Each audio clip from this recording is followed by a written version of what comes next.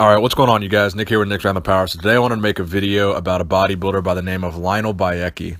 Now, Lionel Beyeke is the bodybuilder that I believe is probably one of the most underrated, under-anticipated bodybuilders going into the 2017 Mr. Olympia competition.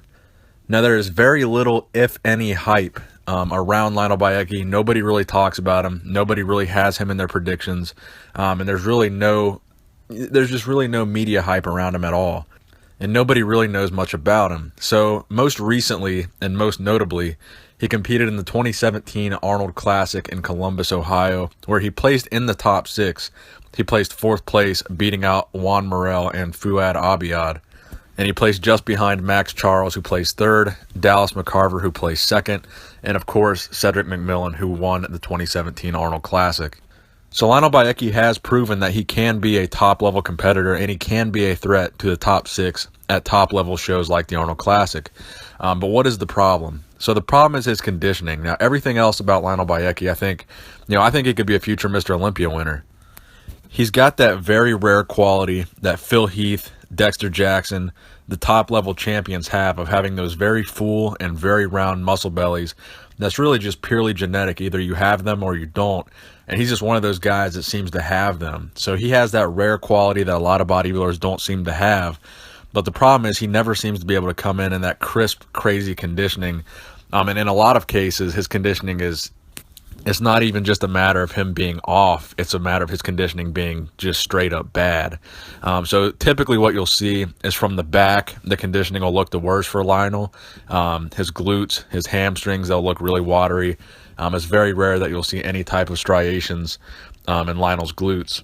And the back shots just really typically, they're the giveaway for when he's not in shape. And when he's not in shape, it's just really, really watery. He has a really kind of like a film around his body, like a watery film kind of preventing his detail from really coming out. And if he could really nail his conditioning, I think he could be, a definite top 6 threat. I think he's a guy that a lot of people just tend to sleep on. Nobody talks about him. Nobody really thinks about him. But I think one of these days he's going to come along at a major show like the Arnold or the Olympia. He's going to be over there in France training his ass off, dieting his ass off. And hopefully one of these shows, he's going to come in with crazy conditioning. He's just going to sweep one of these shows and no one is ever going to expect it. So could that be this year's Olympia? It very well could be because, like I said, he's very hit or miss with his conditioning.